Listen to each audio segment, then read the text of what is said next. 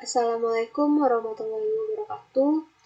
Baiklah, pada pertemuan web kali ini kita akan membahas mengenai CSS Selector. Nah, CSS Selector digunakan untuk menemukan atau memilih elemen HTML yang ingin dirias.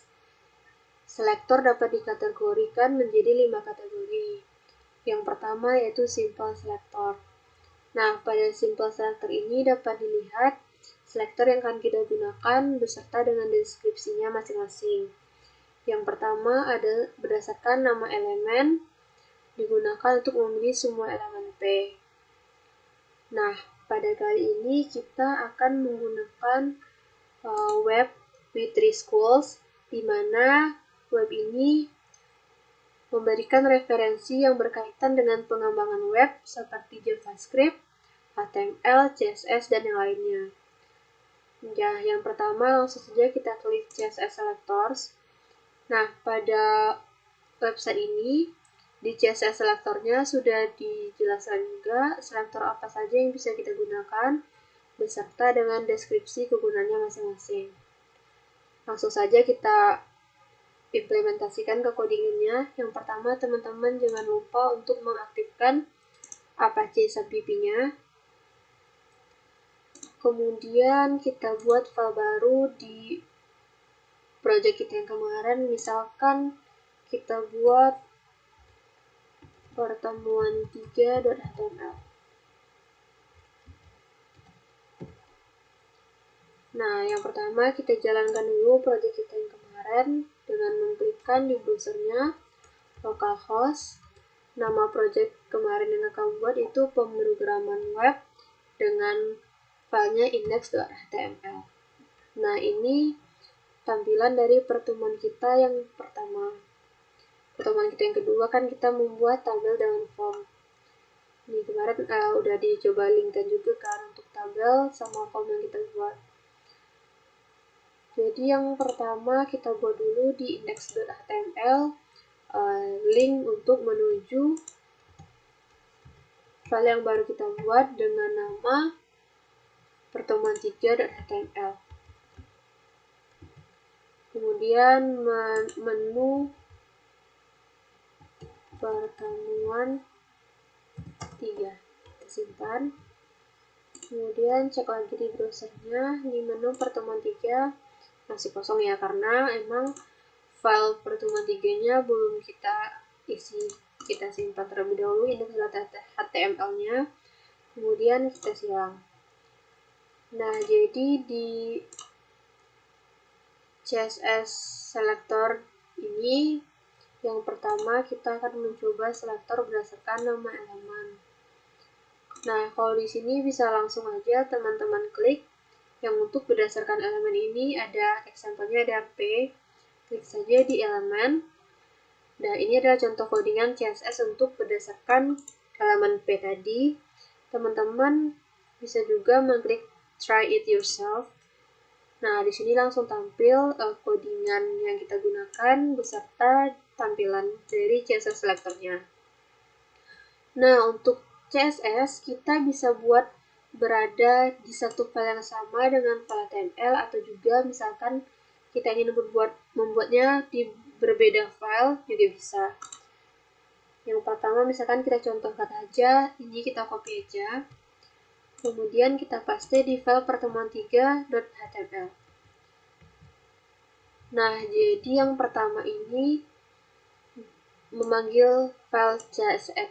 Yang pertama ini kita menggunakan CSS yang berada di dalam file yang sama dengan file HTML.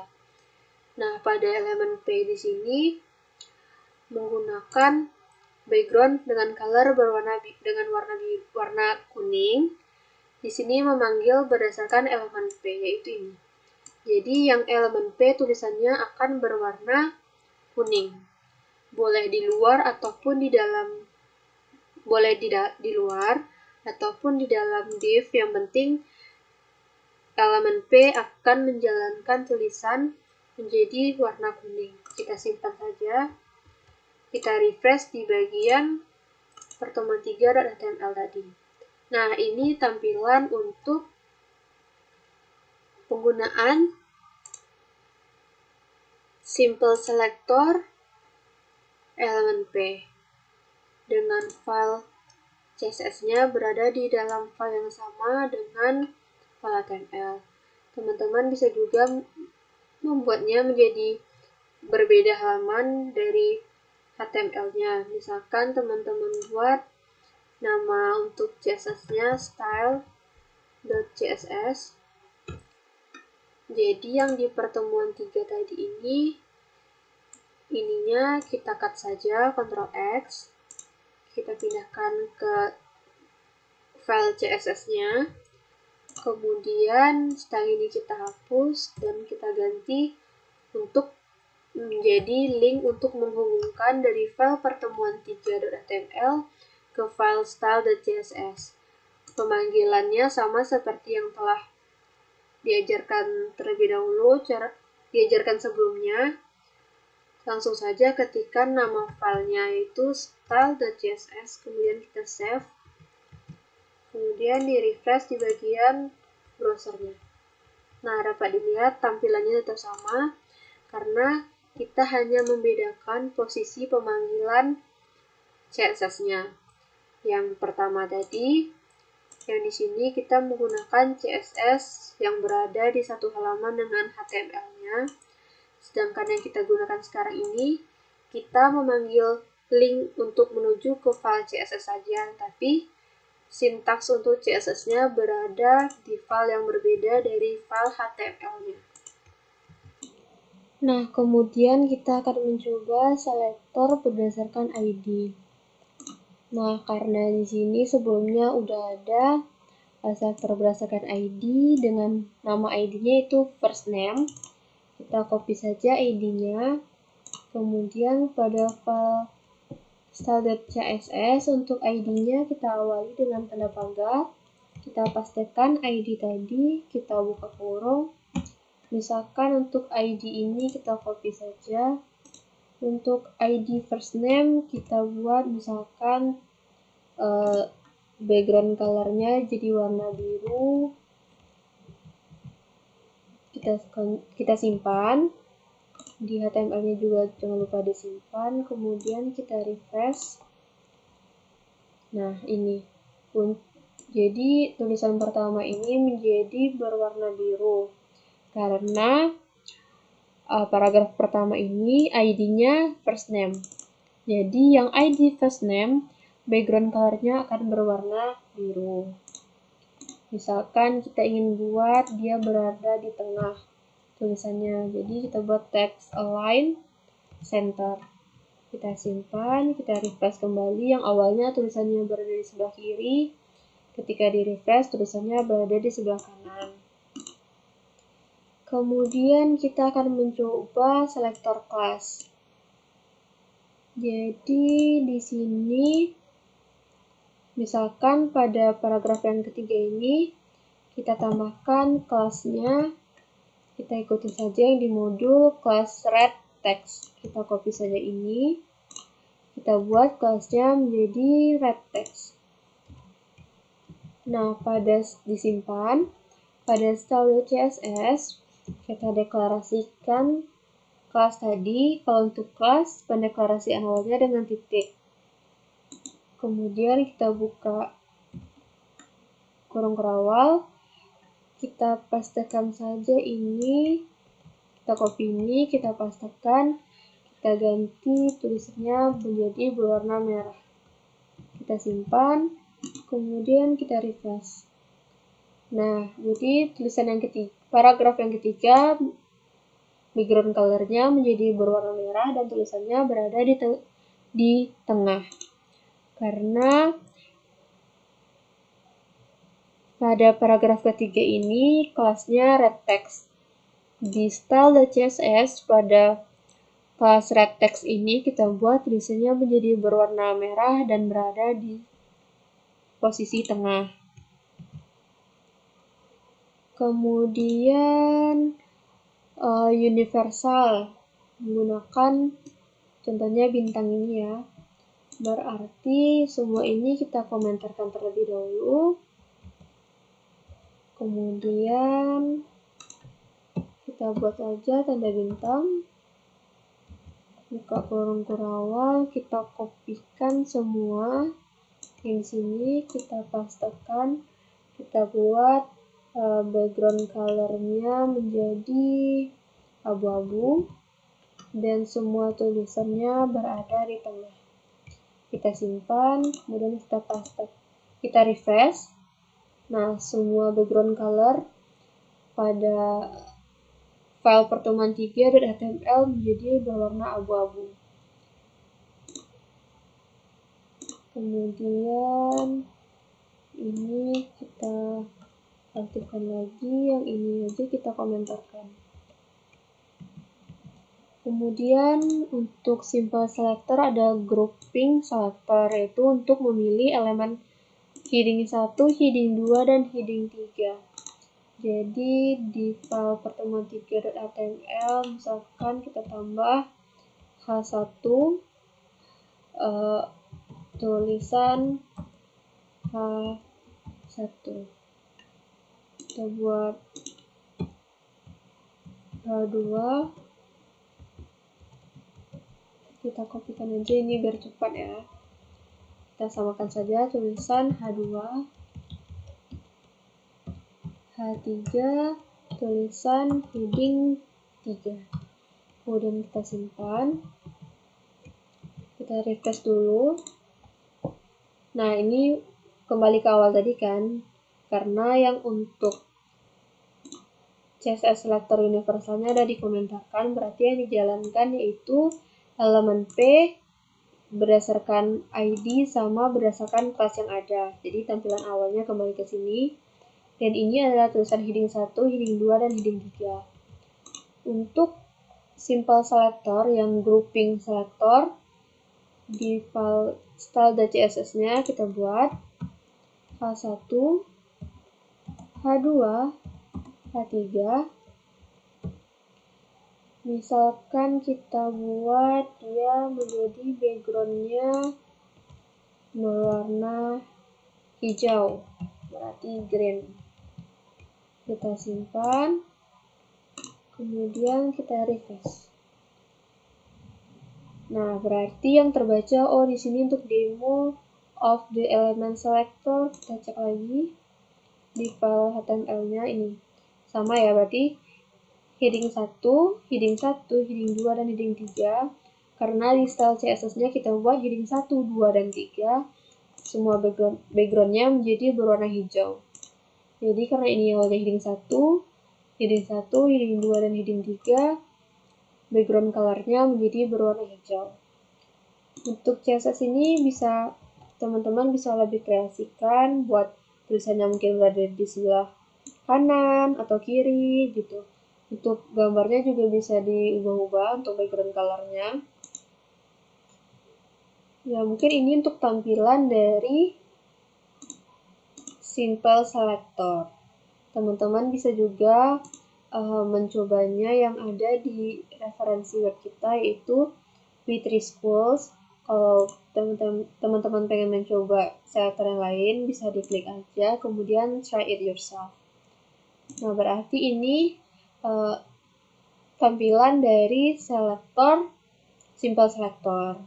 Selanjutnya kita akan membahas mengenai kombinator selector, di mana memilih elemen berdasarkan hubungan yang spesifik antar elemen, yaitu antar elemen A dan elemen B. Yang pertama yaitu descendant selector atau space.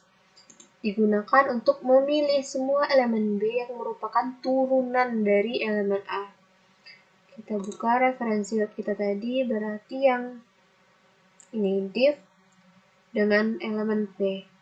Jadi kalau di sini tadi kan contohnya ada A dan B. Jadi A itu adalah div dan B itu adalah P. Kita coba lihat sintaksnya, kita try it yourself.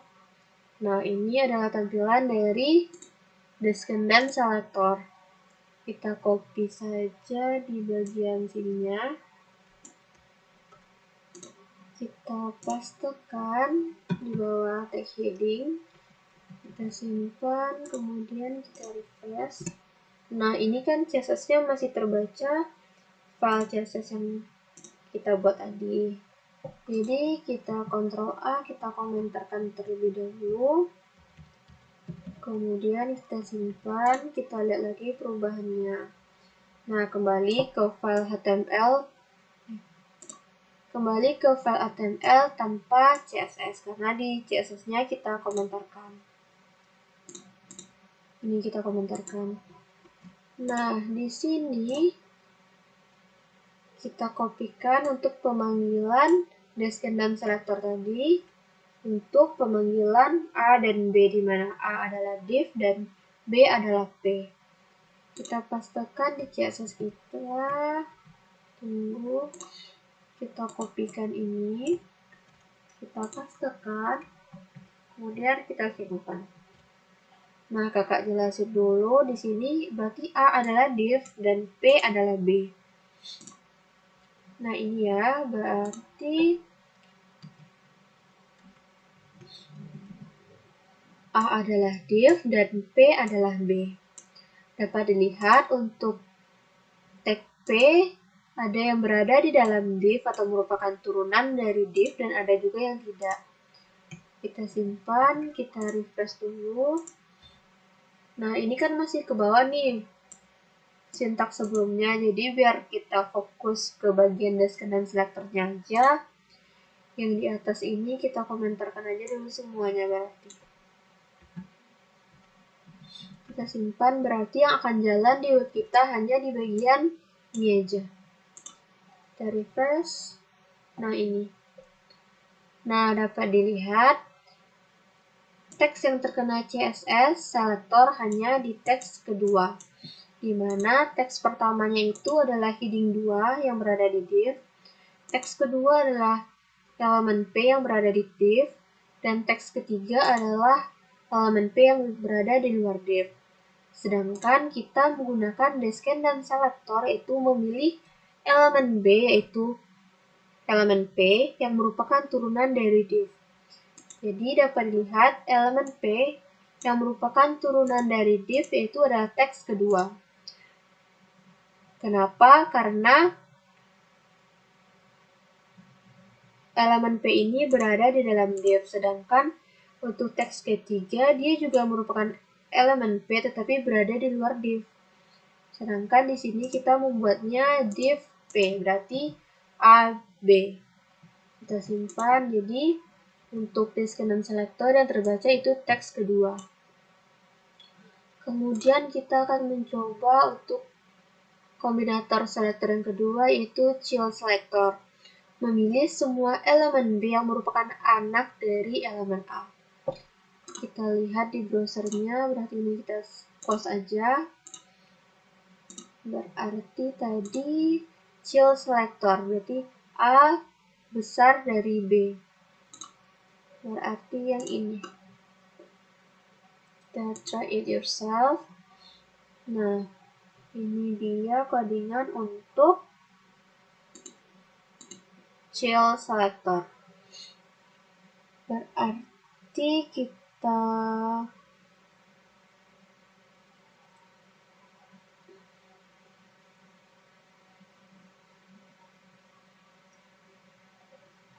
kopikan saja dari ini. Yang tadi ini kita komentar dulu. Kemudian kita pastekan dari div sampai ke sini. Kita copy, kita pastekan. Kemudian untuk CSS selectornya kita copy juga, kita pastekan juga di file style.css. Coba kita lihat perubahan terlebih dahulu, jangan lupa disimpan. Kemudian di browser kita refresh. I love Intel.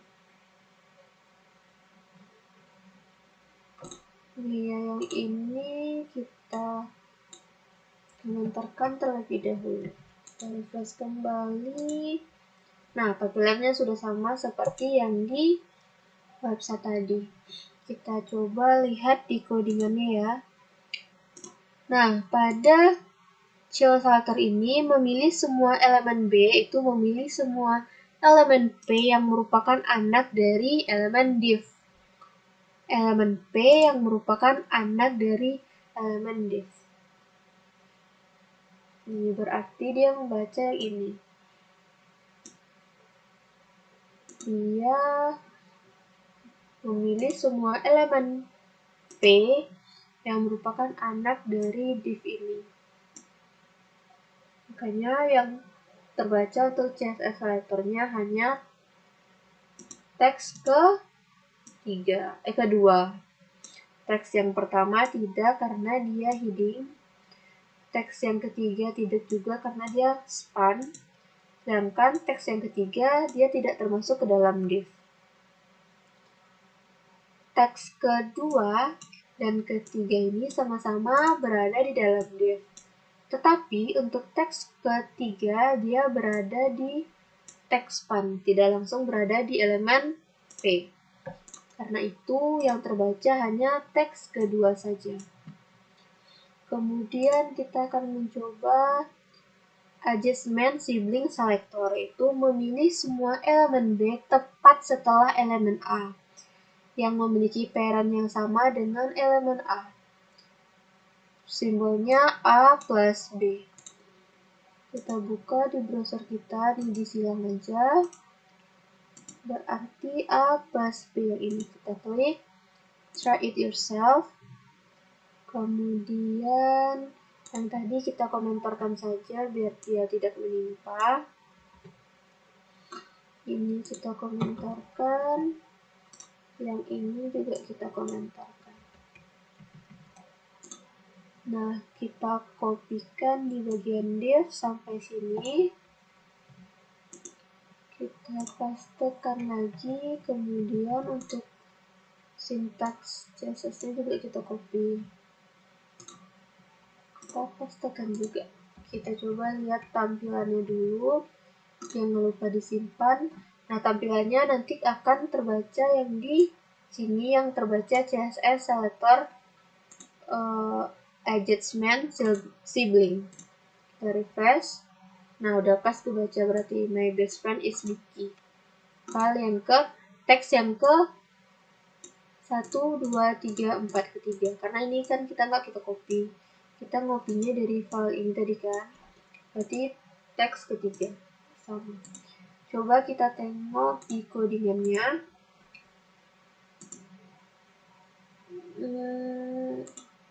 Adjustment sibling ini memilih semua elemen P tepat setelah div. Jadi yang setelahnya saja, tepat sesudahnya. Berarti elemen B yang sesudah elemen A dalam pairan yang sama.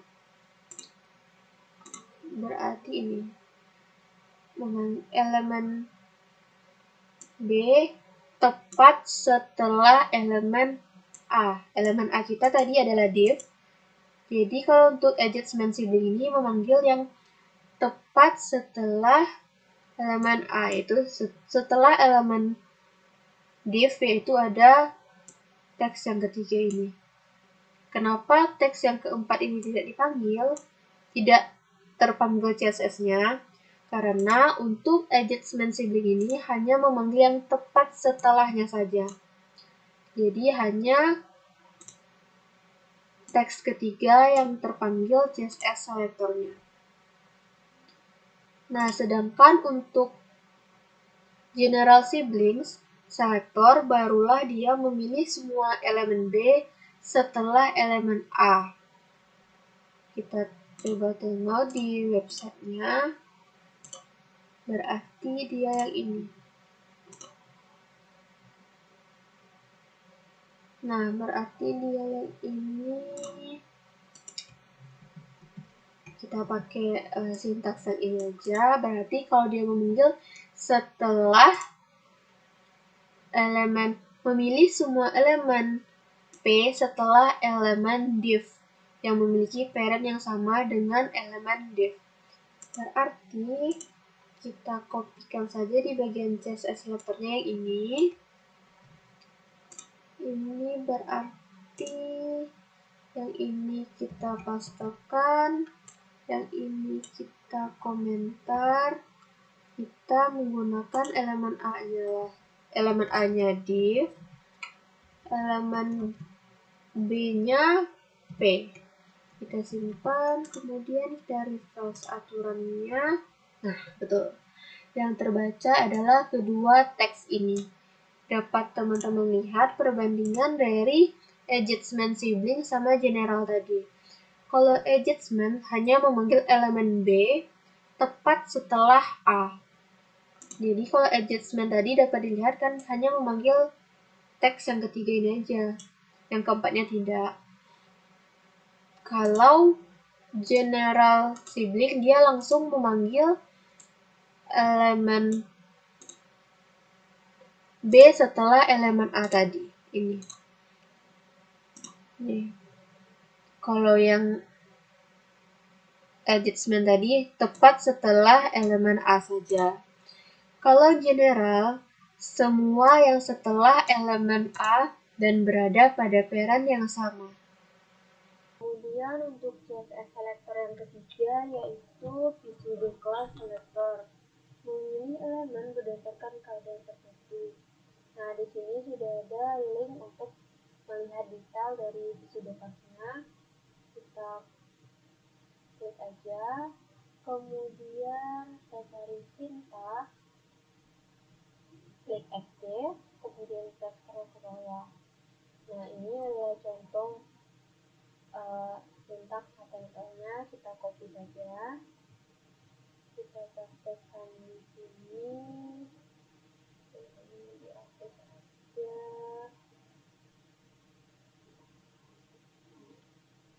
Ini hapus aja, kemudian ini start. Kemudian untuk CSS-nya kita copy aja yang udah ada di sini. Kita praktekkan ke CSS. Nah, jadi dapat dilihat untuk link, kalau link itu kita buka ke model kita tadi ya.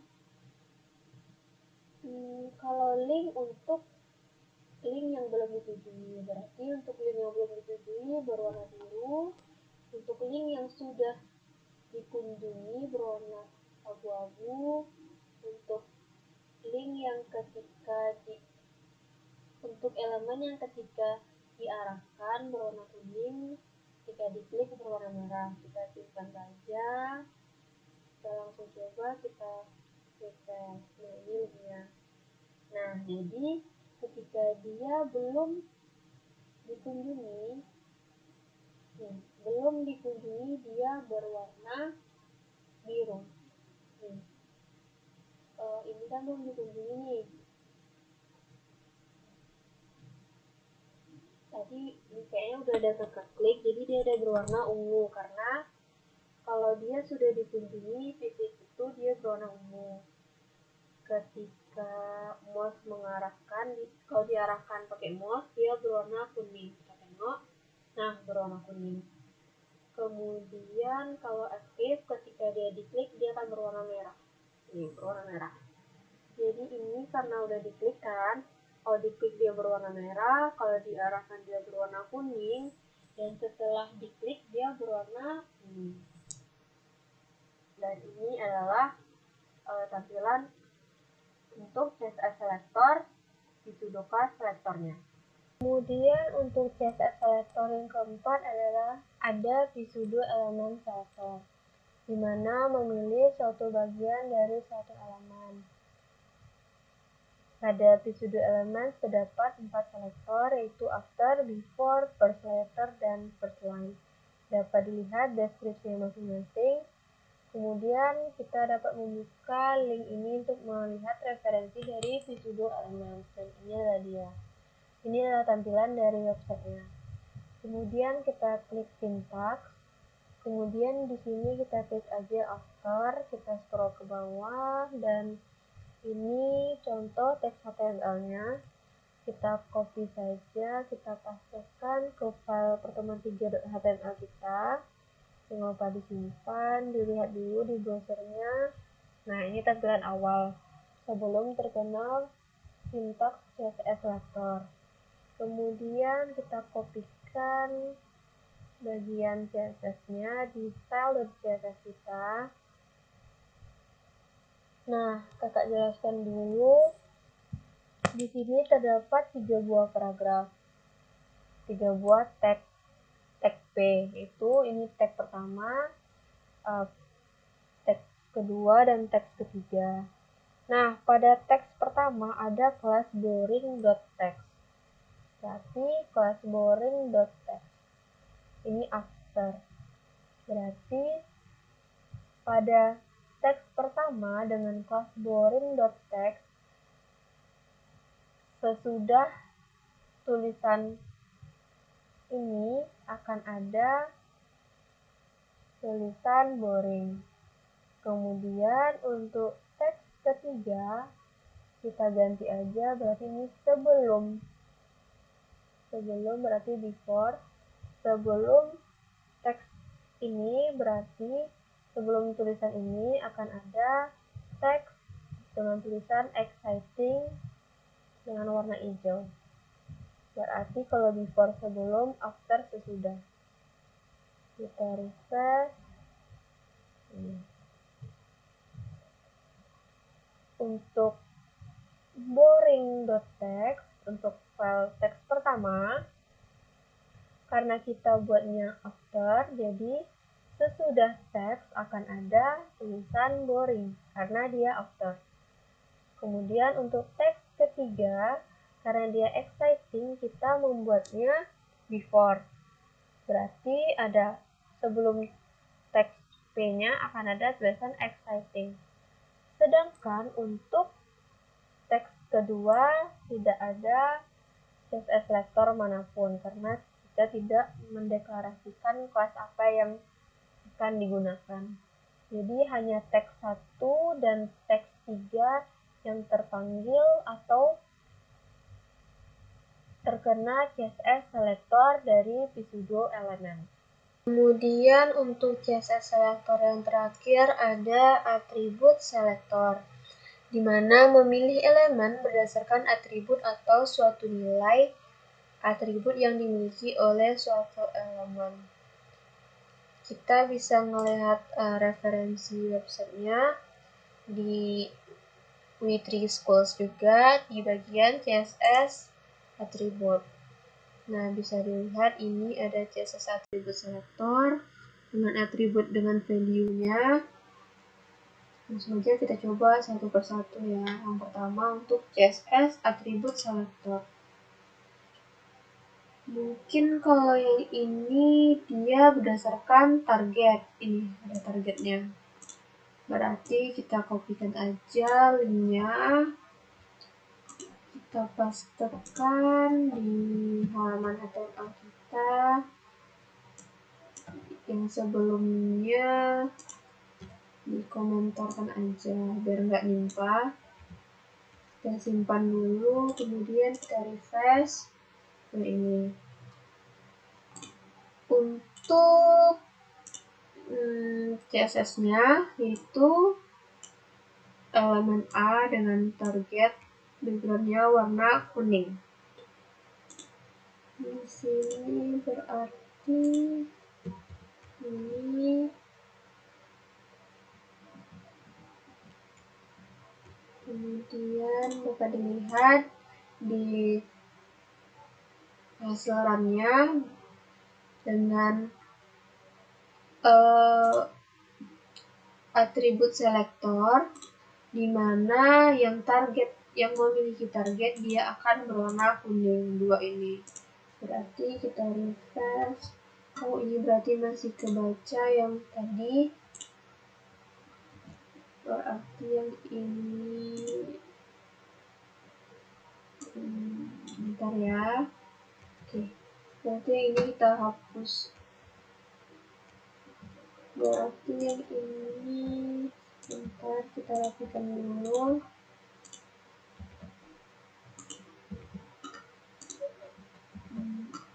Soalnya kalau dihapus nggak tahu nanti kita perlu ke depannya. Jadi ini baru kita komentarkan lagi. Dan simpan, kita refresh. Nah, sama kan seperti yang di sini tadi.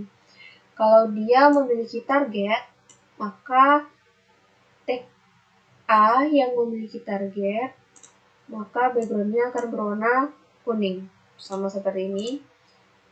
Ini tag A yang memiliki target itu ada teks 2 sama teks 3. Teks 1 tidak memiliki target.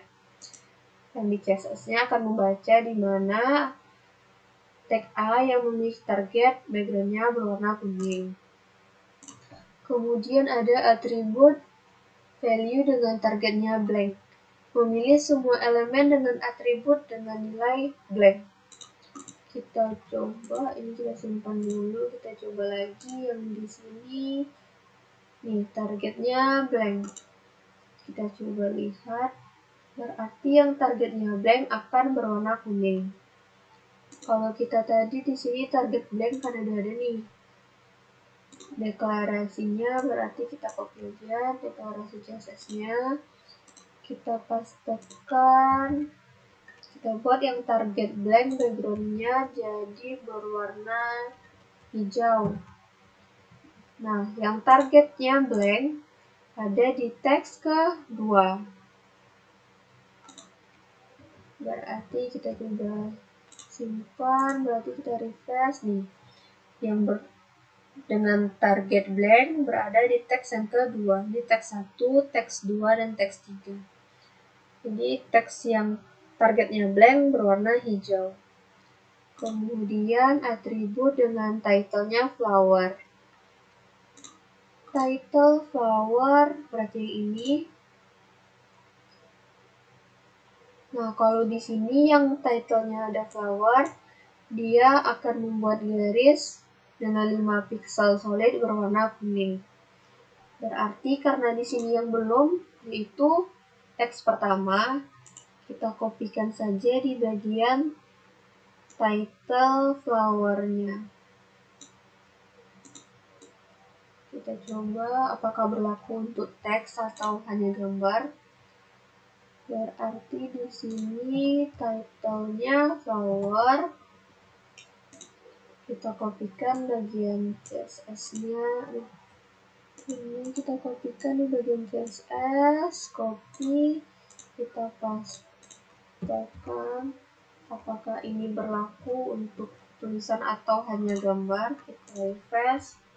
Ternyata juga berlaku untuk teksnya. Dapat dilihat kalau dia title-nya flower, maka dijalankan perintah title flower dengan garis 5 pixel solid berwarna kuning. Nah, dapat dilihat ini. Berarti yang ini yang pertama target biasa yang ada target. Kalau ini yang targetnya blank, yang ini title-nya flower. Kemudian untuk atribut selector yang lain ini bisa teman-teman coba juga sendiri melalui referensi website ini. Nanti bakal di-share juga di Classroom link-link untuk menuju ke referensinya. Kemudian untuk warna ditentukan menggunakan nama warna yang telah digunakan sebelumnya. Kita bisa menggunakan RGB, hexadecimal, HSL, RGBA, dan HSLA. Misalkan untuk nama warnanya aja, kita bisa klik link ini. Untuk warna umum, sebelumnya kan kita juga udah ada nih pakai warna kan. Nih, kita bisa pakai warna RGB ataupun keywordnya. Misalkan kayak di tampilan akhir kita kan ini nih. Misalkan kita mau mengganti tulisan Wikipedia yang awalnya kita berwarna kuning, kita mau ganti misalkan warna orange. Kita bisa copy hexanya, berarti yang awalnya kuningnya ini kita ganti ke hexa ini, simpan. Ini awalnya kuning jadi ini maksudnya Kak, ini warna kuning menjadi orange. Beautiful, yang flower kan. Terus kita juga bisa, misalkan kita mau buat yang brown, nggak pakai RGB. Misalkan untuk yang hijau ini kita ganti warna brown. Ini hijau jadi Ini warna brown. Nah, jadi kita bisa menggunakan keyword warna bahasa Inggris yang kita tahu atau keyword warnanya, bisa dicek di sini semua keyword warna, ataupun bisa juga menggunakan warna hexadecimalnya. Sama aja untuk gambar bentuk pewarnaannya sama aja, dilihat di link-link ada nanti akan dilampirkan juga di Classroom. Nah, ini untuk warna-warna hexadecimal bisa dilihat juga. Ini ada banyak yang bisa dicoba warna-warnanya. Sama aja sih kalau untuk yang warna ini, bebas mau pakai warna yang berdasarkan keyword ini, bisa pakai RGB atau RGBA atau hexadecimal, bebas mau pakai kode warnanya yang mana. Selanjutnya kita akan membahas mengenai box model, di mana dapat dilihat pada gambar ini terdapat konten area di mana teks atau gambar kita ditampilkan, ada padding, membersihkan area konten dia bersifat transparan, berarti jarak antara konten kita dengan border. Nah, border tuh garis batasnya. Kemudian bagian terluar dari border itu dinamakan dengan margin. Kemudian juga dapat dilihat properti yang bisa digunakan, ada width, height, bisa dibaca kegunaannya masing-masing. Untuk mencobanya, kita buka aja website referensinya di Nitrisco juga di bagian CSS box model. Kemudian bisa mencoba terlebih dahulu, kita try it yourself. Nah, ini ada codingannya dan ini tampilannya. Kelebihan dari web ini, kita juga bisa langsung mencoba mengganti properti yang ada di div ini. Misalkan kita ingin membuat border. Border itu kan tadi yang ini nih, garis batasnya. Nah, di sini kan garis batasnya berarti berwarna hijau. Berarti kan kalau dilihat, ini kontennya, yang ini transparan, ini paddingnya, yang ini adalah bordernya, yang bagian luar ini adalah marginnya. Nah, background color light gray, berarti paddingnya ini berwarna light gray. Misalkan kita mau ganti juga, bisa di sini langsung berwarna, atau kita langsung cobakan aja lah ya. Berarti kita copy, kita buat file baru aja biar melihat perbedaannya. Misalkan kita buat box model aja. Kita buat filenya box model.html. Nah, yang terakhir kan kita di sini nih. Kita buat aja link dari pertemuan 3 ini ke box model. Pertemuan 3 kan di sini nih. Kita BR-kan aja. Kemudian tag A kita ke box model.html. Kemudian ke menu box model. Kita simpan, kita refresh. Nah, ini ada menu box modelnya, kita klik. Nah, tampilan file dari box modelnya kan memang masih kosong nih, belum kita isi apa-apa. Kita kopikan aja yang dari website ini, kita Ctrl C, kita Ctrl V, kita pastekan. Nah, di sini ada di bagian bodinya ada heading 2, ada paragraf biasa dan ada div. Nah, di sini di div ini kita memanggilkan CSS div-nya. Dapat dilihat background color-nya light gray, berarti padding-nya warna light gray. Bordernya warna hijau, padding-nya 50 dan marginnya 20. Kita simpan dulu, kita lihat di sini. Nah, ini berarti ini background color-nya berarti padding-nya abu-abu, garisnya bordernya warna hijau, paddingnya jarak dari konten 50 ke bordernya ini 50, misalkan kita ganti 100. Ini kita refresh. Nah, makin berjarak kan dia paddingnya. Kemudian misalkan background colornya kita ganti ke warna kuning, misalnya yellow. Disimpan, berarti background color yang ini light gray menjadi berwarna kuning. Kemudian untuk lebar bordernya kan di sini 15 pixel. Misalnya kita mau ke 20 pixel. Kita lihat perbandingannya. Kalau 15 pixel segini. Kalau 20 berarti lebih bertambah dia. Atau misalkan bordernya kita buat aja 2 pixel. Berarti bordernya makin kecil. Nah, itu. Untuk lebarnya 300 pixel, misalkan kita ganti ke 150 pixel. Nah, lebarnya cuman 150 pixel nih. Untuk margin 20 pixel, kita ganti ke 50 misalkan untuk melihat perbandingannya. Berarti tadi yang awalnya berada di sini marginnya jadi bergeser karena marginnya kita buat 50 pixel. Kalau mau lihat lagi perubahannya berarti kita ubah ke 20, yang awalnya di sini marginnya bergeser lagi ke atas. Nih, jadi 20 pixel. Nah, untuk CSS box model dapat dilihat juga di website ini, bisa dilihat kreasinya bisa menggunakan beberapa properti, bisa dicoba juga nanti, bisa diganti mungkin padding topnya atau border radius atau marginnya bisa dilihat dari properti ini.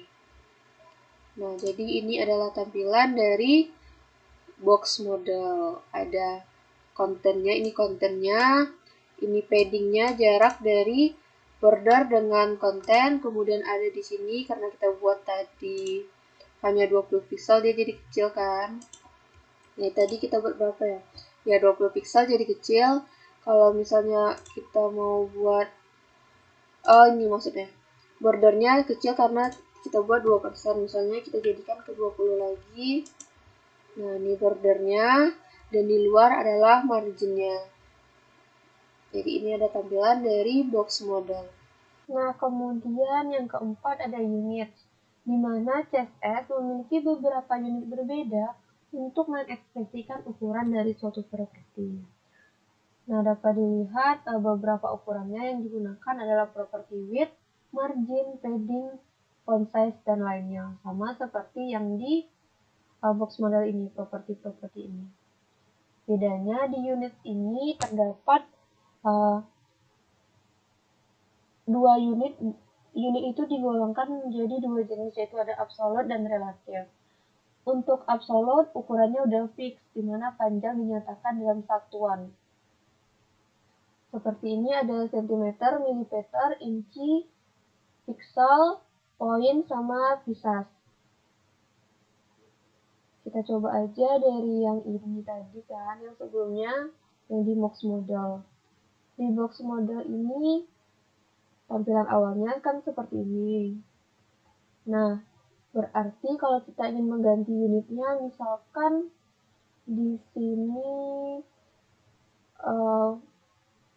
bordernya di sini kan pixel.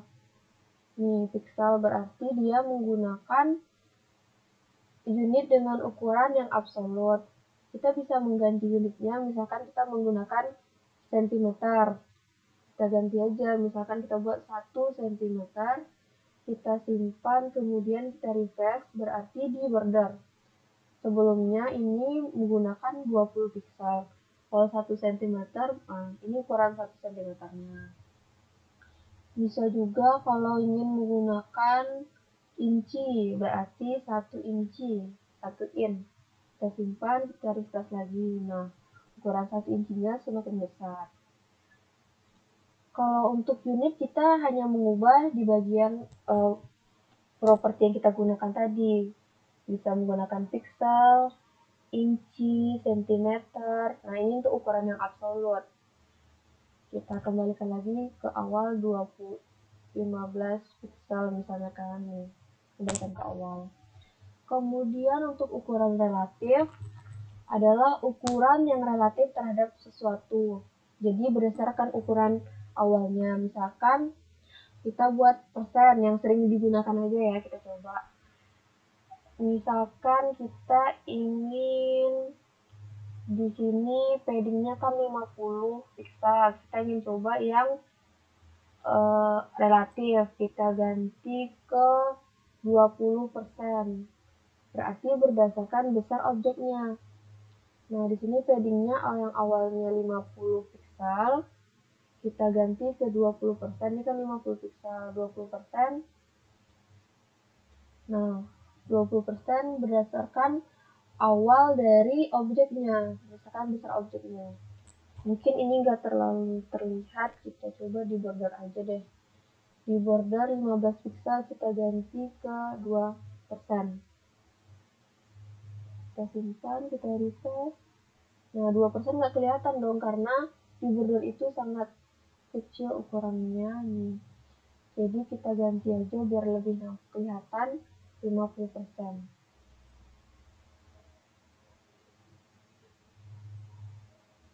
Nggak kelihatan juga ya. Berarti kalau untuk di sini kita tetap pakai yang di pixel biar lebih kelihatan. Berarti bedanya untuk di unit ini yaitu propertinya aja yang unit yang di properti aja yang kita ubah. Ini contoh-contoh penggunaannya. Atau bisa juga dicoba di ini CSS unit.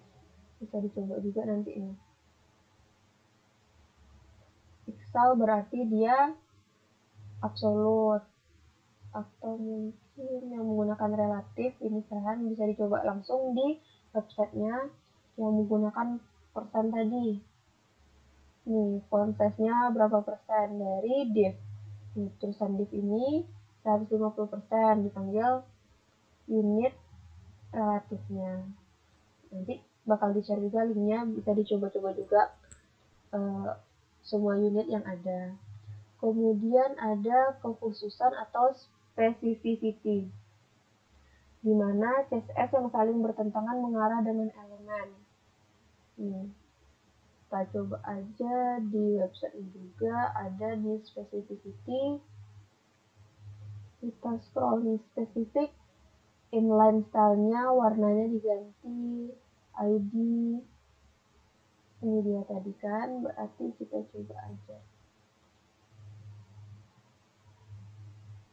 Nah, ini berarti spesifiknya khusus untuk heading 1, background-nya berwarna merah, heading 1. Kemudian,